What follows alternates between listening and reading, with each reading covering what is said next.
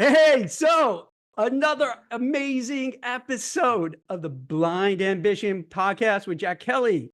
This episode is pretty awesome, particularly if you're into drugs, then you probably like it even more. We've noticed there's a trend now of tech CEOs doing ayahuasca psychedelics. These are tech CEOs who are going out in the wilderness on a journey, taking like really hardcore kind of drugs, if you will, and tripping.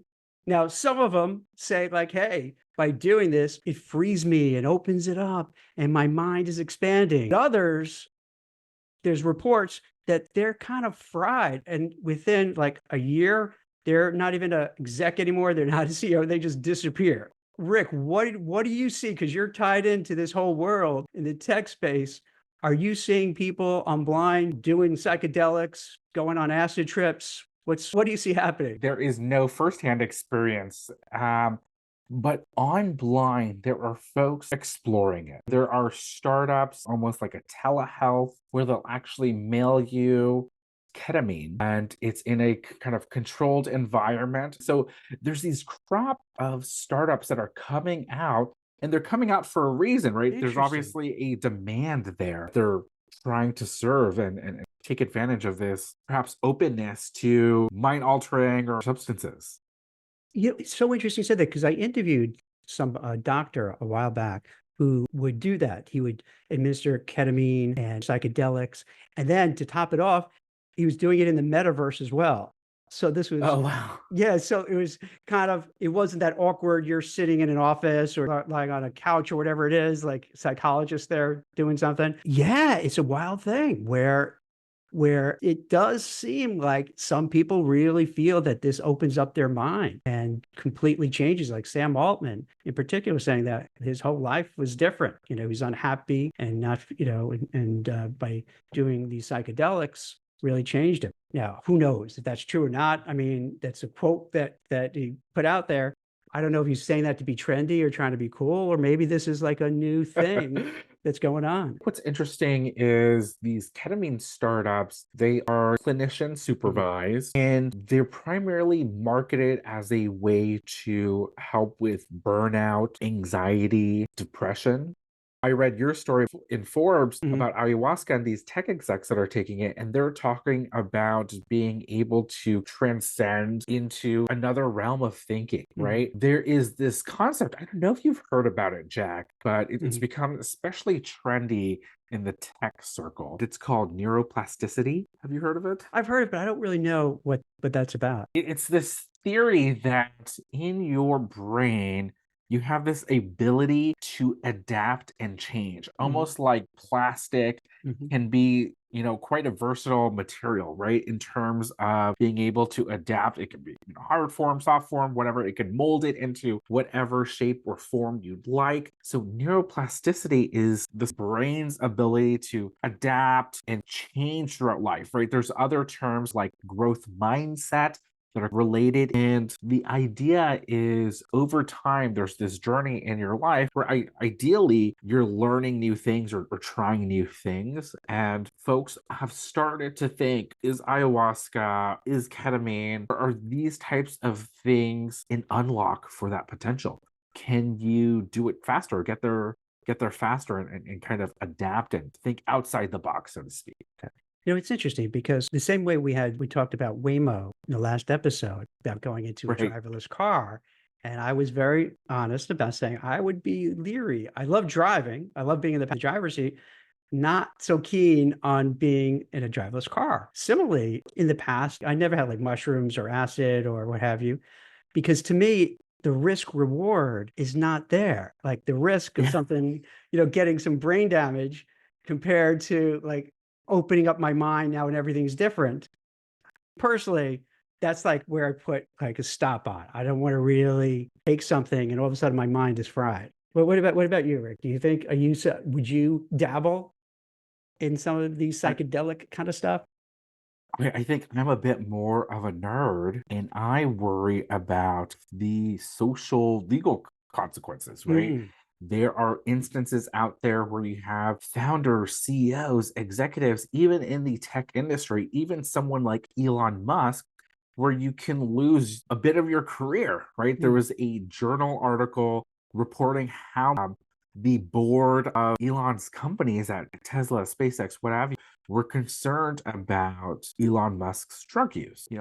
Obviously not quite there yet for me, but it is something that I think about in terms of, is this only news because these folks are privileged and have the fortunes to be able to be financially secure, where these consequences, if you and I were to be faced with them, they could end our careers, end our lives, right? In terms of being able to be productive and continue on and make it. Whereas for these folks, they're shielded a bit by their privilege, by their capital, right? By their funds, by their success. Oh, I'm just going to go out to the Amazon and try some ayahuasca. Well, Sam Altman's a billionaire. He can do that, right? Elon Musk is Elon Musk. He doesn't care about whatever anyone says about him. He runs 5 companies. He's a billionaire himself. And I so think it's too. different. So is it also, Rick, to build upon what you're saying, is that maybe the DNA that's in a person to become an Elon Musk or a Larry Ellison or Mark Zuckerberg, just to keep driving and pushing, whatever, you always want to push the boundaries. So then when it comes to maybe pharmaceuticals and when psychedelics and what have you, the same thing. It's like you're just pushing that envelope to see what can happen next because they're big risk takers. Could that be part of it too, where you're like, hey, all right, let me try it. I'm gonna roll the dice and see what's gonna happen, because just like I said, and I admit it, I would be too timid to say I don't want to blow my brains out by taking it. Right. They might be like, hey, maybe this is gonna do something that I can now X my company because now my mind is so open to other thought processes. It's certainly a calculus Yeah. of risk and reward. For us, maybe we have to think about it just a little bit more. That might be the difference. I wonder if there's also something in the water, so to speak, in San Francisco, in Silicon Valley. You hear about all these folks, these high profile folks that are making the news for using these mind altering substances. Is it because they're all in California where it tends to be, a bit more educated, a bit less religious? The terms that they're using are very religious adjacent, right? It's almost very new age, like it's a hipster thing, right? Ayahuasca was used by shamans of indigenous Amazonians. It's a cool story that you could tell your friends. Maybe there's some social capital built into it, and maybe there is kind of a underlying replacement of quote unquote traditional religion, traditional spirituality with this kind of new age stuff. 100%. Dude, 100%.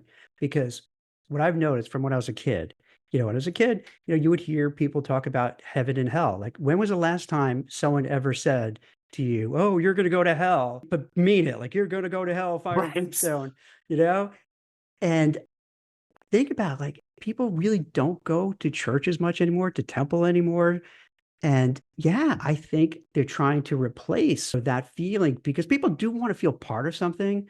They want to believe in something. They want to have some sort of like connection with a religion or something. So maybe it is by taking psychedelics, you're going to be turned on to this other community you're going to feel good about, and then also have like a whole wide set of now friends and what have you to kind of build upon. I think we see that a lot now, both and also in politics as well, if you think about it, right? Where, because people don't go to church as much anymore, for example. So what do? They're going to have their cult of, hey, I'm on the left, I'm on the right, you know what I Right. mean? And then that's it. That's your church. That's your temple. That's your thing. That's your dogma.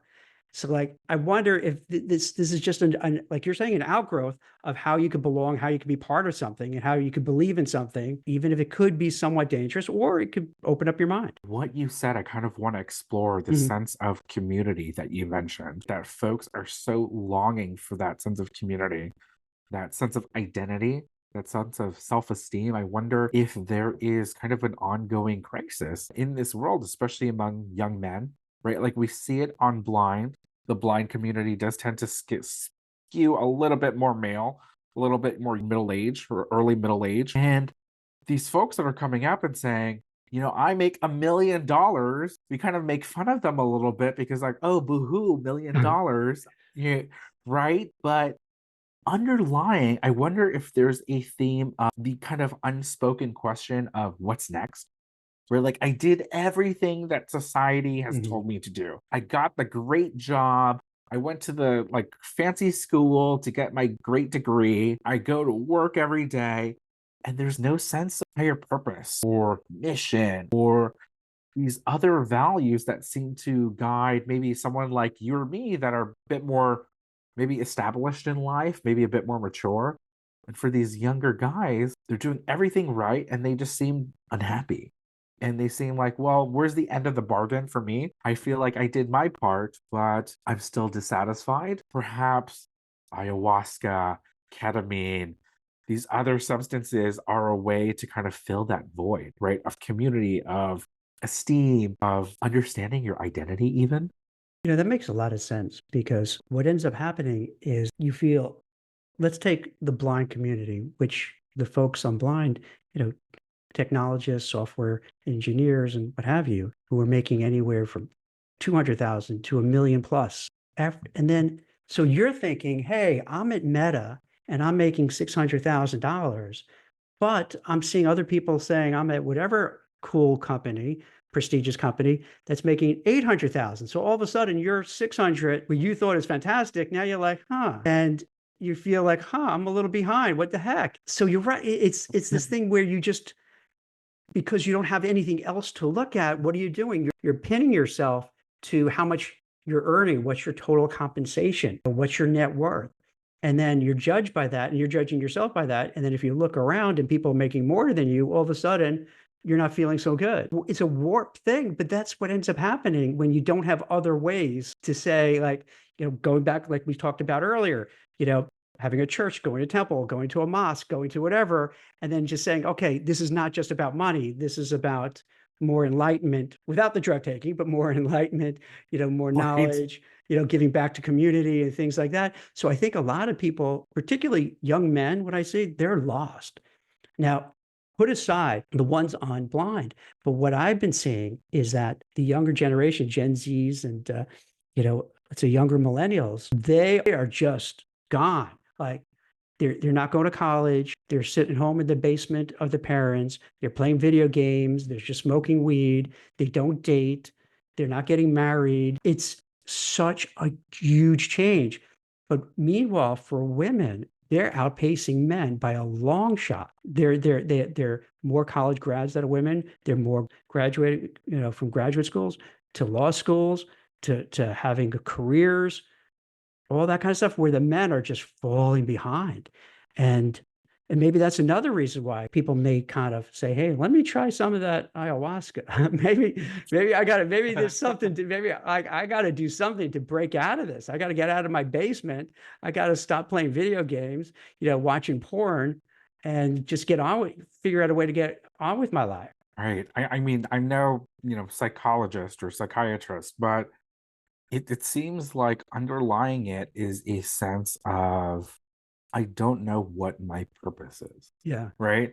You have these folks that on paper should be, successful in every Mhm. metric, right? Great school, great pedigree, great comp, fat bank account, and they still feel so dissatisfied. And then you have the other extreme where folks are like self-selecting out of participating in society, right?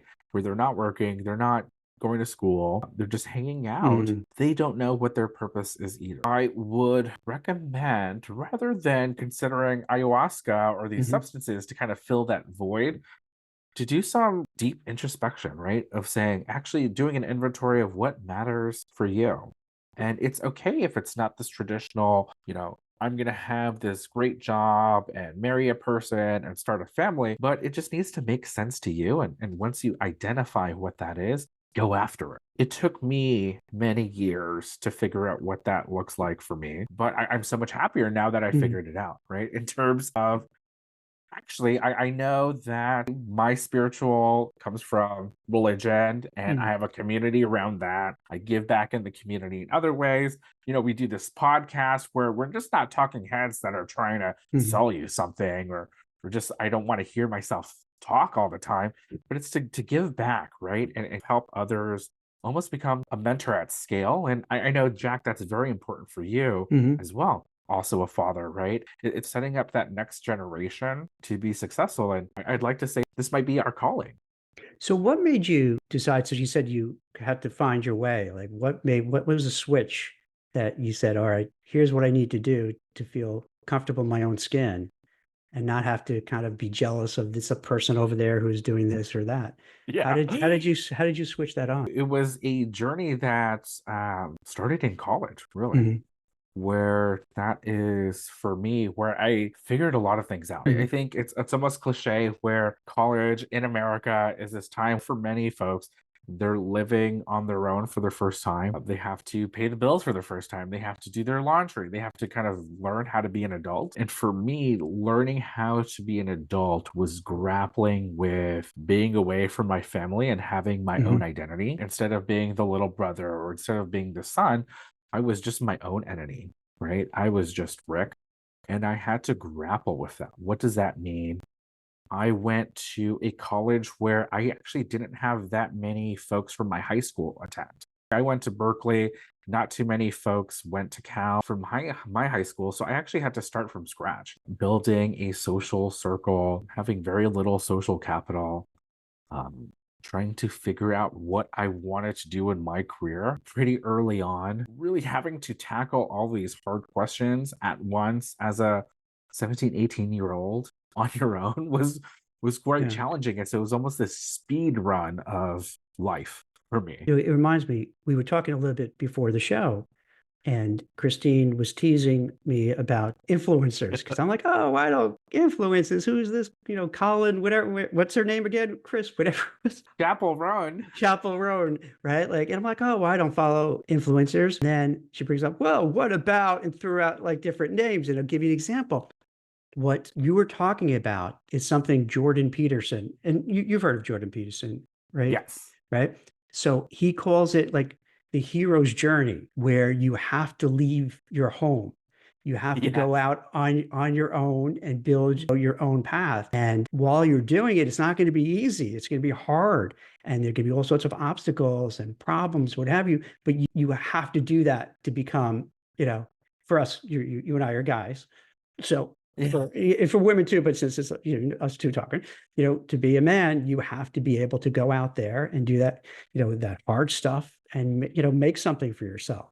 And it's that journey. And maybe that does dovetail into, the ayahuasca too, because like that's a different kind of journey. You say, all right, maybe I'm gonna do, your journey was going to college and being on your own and doing things for yourself, maybe for the first time. Whereas Right. taking the drugs might be a way for others to say, okay, this is my journey, my trip, so to speak, where I'm going to do it. So like in a way, maybe these things all center together in different ways, right? And for folks that aren't aware of what Jack's mentioning, so the hero's journey, I've studied it as a Mhm, communicator, as a PR professional. It is this story archetype. So if you look at classical myths or a lot of popular films or literature, these mhm, novels, time and time again, what's called the hero's journey, or sometimes you might hear it as like the hero's quest, where you have someone, the main character, the hero, goes on an adventure.